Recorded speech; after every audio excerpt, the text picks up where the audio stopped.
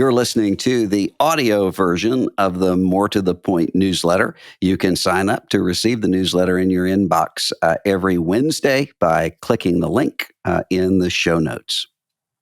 Last Sunday, I took a break from the apocalypse to focus on Christmas.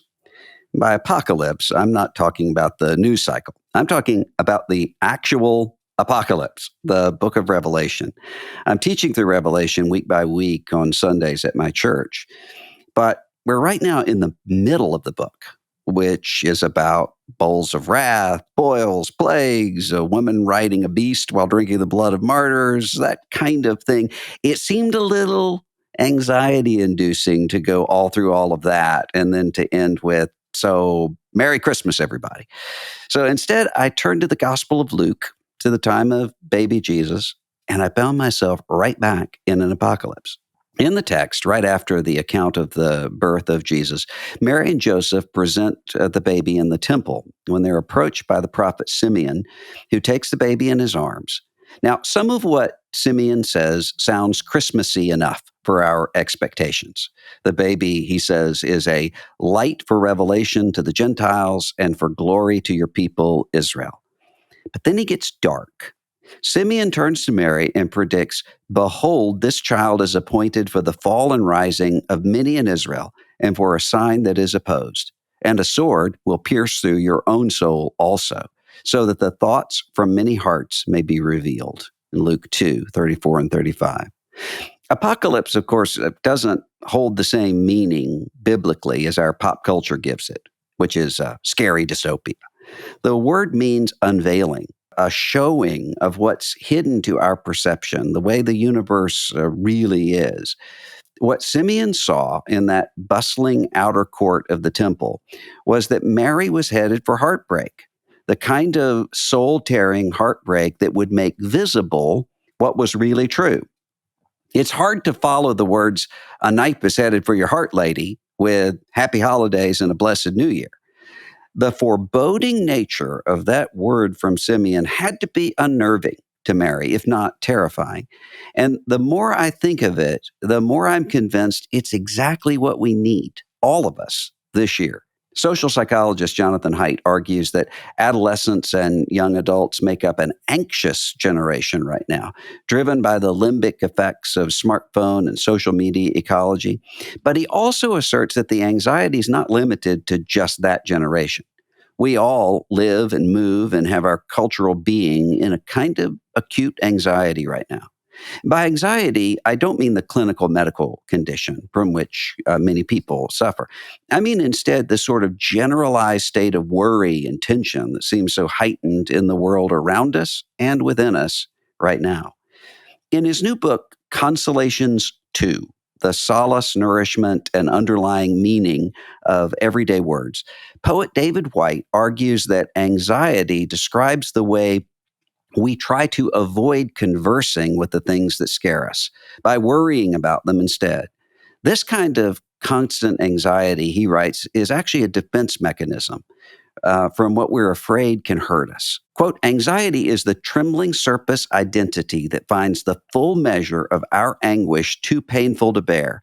Constant anxiety is our way of turning away from and attempting to make a life free from the necessities of heartbreak. Anxiety is our greatest defense against the vulnerabilities of intimacy and a real understanding of others. Allowing our hearts to actually break might be the first step in freeing ourselves from anxiety." End quote. A heightened state of worry feels like we're doing something. But that kind of hypervigilance is exhausting, and it often cuts us off from those things that require vulnerability, the risk of being hurt in order to exist: love, affection, compassion, wonder, awe, curiosity, courage, giving of self. Maybe David Whyte is correct that what's needed for us right now is not to protect ourselves from heartbreak, but to embrace it. And that's where I realized just how similar the warm, bright Christmas story is to the dark, scary middle of the book of Revelation. Every Sunday, I remind my church folk and myself that the scary parts of Revelation are actually good news. God is pulling back the veil so that what's hidden is made plain. The kingdoms of this world are shaky and tottering.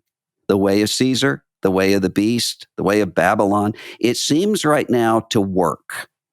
For the first century church, the word that came to John on Patmos is a call to, as the book puts it, overcome or conquer, but not the way we typically think of those words. It's not by fighting like the devil against the ways of the devil, but by remaining faithful, enduring through suffering, and waiting on the God of Israel to make all things new. The apocalypse does not deny that dangerous days are coming, but it makes clear that they are limited. The language that Revelation uses coming out of the book of Daniel, a time, times, and a half time. It's a limit on how long this goes. And there's also very explicitly made clear that on the other side of the sword that cuts through Mary's heart at the cross, or that cut off the martyrs' heads in first century Rome, there's a weight of glory that cannot be described adequately with words. We can free ourselves to risk heartbrokenness because a broken heart is the beginning of the story, not the end. Simeon's warning is in the context of blessing. He was waiting by the Spirit for the consolation of Israel, Luke says. He never saw an overthrown Rome. He never saw the murderous house of Herod torn down. He never saw the promise fulfilled of the nations streaming to Mount Zion, with a throne of David occupied by David's heir. And yet, he could say that he could now die in peace because he had in fact seen, quote, your salvation that you have prepared in the presence of all peoples, end quote. What he saw was this baby, and that was a hidden reality except for the eyes of faith. The people bustling through the temple courts didn't see anything out of the ordinary. Maybe one of them heard the infant Jesus crying and said, somebody should tell that woman to keep her kid quiet. They saw a normal day filled with the anxieties of normal life. But Simeon saw an apocalypse, and in it, a world blinded with light. Every day is filled with anxiety, and every age is too. Sometimes that anxiety feels more acute than at other times. The future seems more uncertain than at other times.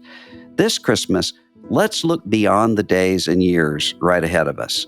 Let's see the light that shines out of Bethlehem, the light that shines in the darkness, the light the darkness cannot comprehend or overcome. Let your heart be broken, but rejoice. All is well in heaven, and all will be well on earth. Remember those good tidings of great joy, and have yourself a merry little apocalypse.